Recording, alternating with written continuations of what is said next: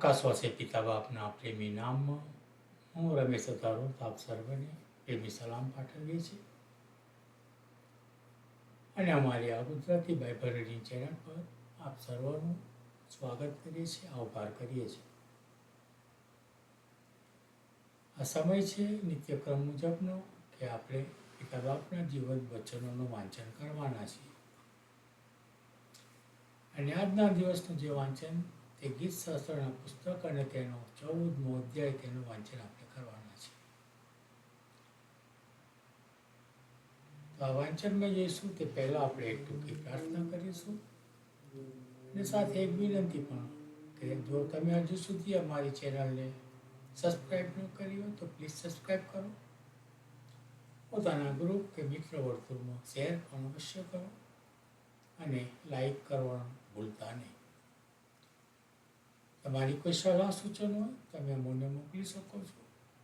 તમારા સાક્ષી બાબતના કોઈ વિડીયો જો તમે પ્રસારિત કરવા માંગતા હોય તો તમે અમને અમારી ચેનલ પર મોકલાવશો. અમે અમારી ચેનલ પર તેને પ્રકાશિત કરીશું.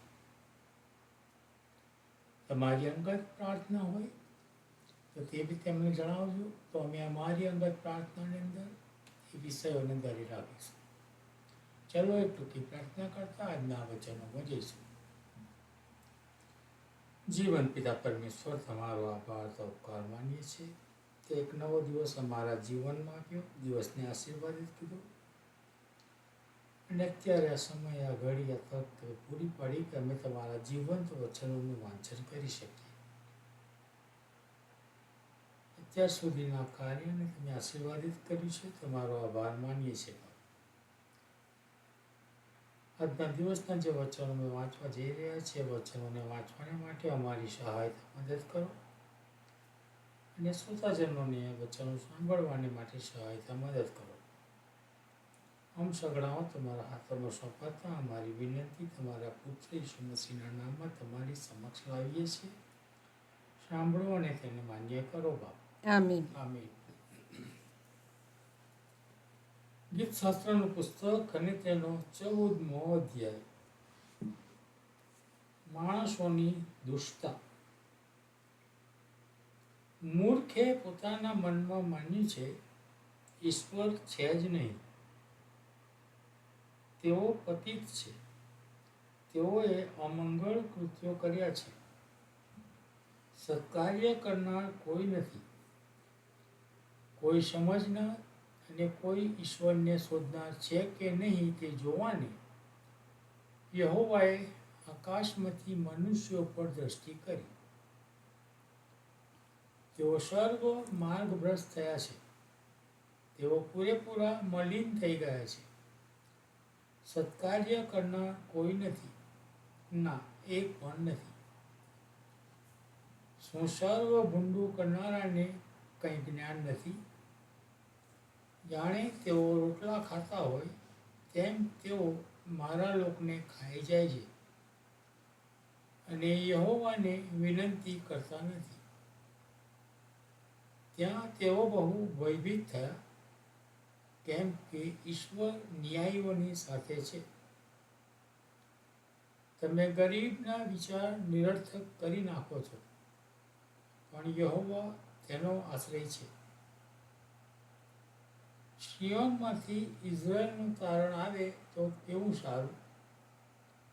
યહોવા પોતાના લોકની આબાદી પાછી આપશે. ત્યારે યાકોબ હર્ષ પામશે અને ઇઝરાયલ આનંદ કરશે. આ જીવન પરમેશ્વરના વચનોને પિતા બાપ આશીર્વાદિત કરો અને આ વચનો ઘણા લોકો સુધી પ્રચાર પ્રસાર પામે તેને માટે પણ તમારી કૃપા થવા. પ્રાર્થના કરીશું. હે જીવંત અને પ્રેમાળ અમારા પરમેશ્વર પિતા, રાજાઓના રાજા અને પ્રભુઓના પ્રભુ, આકાશ જેનું રાજ્ય છે અને પૃથ્વી જેનું પાયાસન, એવા અમારા મહાન અને સનાતન પરમેશ્વર પિતા, અમે તમારો આભાર માનીએ છીએ. તમારી હજુરમાં નમ્યા છે પ્રભુ પિતા, એટલે તમે અમારા જીવનમાં સુંદર અને નવીન દિવસ આપ્યો એના માટે અમે તમારો પુષ્કળ આભાર તથા ઉપકાર માનીએ છીએ. હા બાપ, તમારા સુંદર પવિત્ર વચનો વાંચવાનો જે સમય આપ્યો એના માટે પણ અમે તમારો આભાર માનીએ છીએ. ત્યારે તમારા જીવન વચનો પણ પુષ્કળ તમારા આશીષ અને તમારી કૃપા વરસાવો અને જે તમારા દીકરા દીકરીઓ સાંભળે છે એકના હૃદયમાં પ્રભુ તમે વાત અને વ્યવહાર કરો અને એ લોકોને પુષ્કળ આશીર્વાદથી ભરપૂર કરો પ્રભુ. અને આ વચનો દ્વારા પ્રભુ તમને માન મહિમાને ગૌરવ મળે એવું તમે થવા દેજો. આ પ્રભુ પિતા અમે વચનોના સાંભળનાર નહીં પણ પ્રભુ અમે એના પાડનારા બનીએ એ માટે પ્રભુ તમે અમારી સહાય અને મદદ કરો.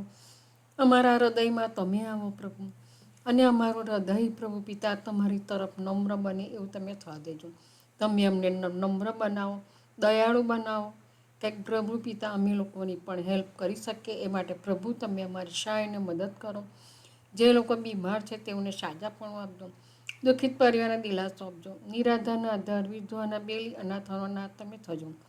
હવા, પાણી, ખોરાક, વસ્ત્ર પૂરા પાડો છો. સરહદ માટે મેં તમારો ધન્યવાદ કરી છે પ્રભુ.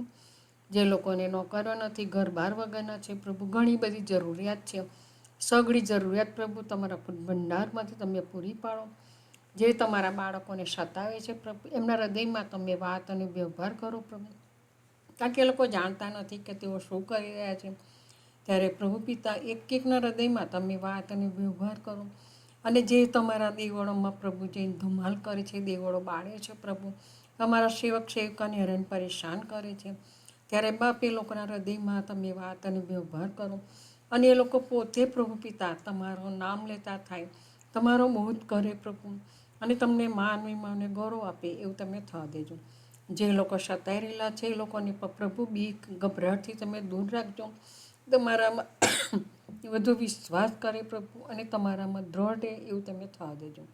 અમારા અમેરિકા દેશને અને અમારા રાજનેતાઓને પણ તમારા હાથમાં સોંપીએ છીએ કે તમારા આશીષ અને તમારી કૃપા આપો, જ્ઞાન બુદ્ધિ અને ડાપણથી ભરો પ્રભુ.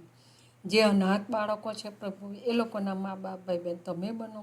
જે લોકો વૃદ્ધાશ્રમમાં છે પ્રભુ ત્યારે એ બાળકોના પણ પ્રભુ તમારા દીકરા દીકરીઓ છે ત્યારે એ લોકોને પણ પ્રભુ તમે સહાયને મદદ કરજો, કારણ કે ઉંમરના કારણે કે પ્રભુ ઘણું બધું એ લોકોને તકલીફ પણ પડતી હોય છે.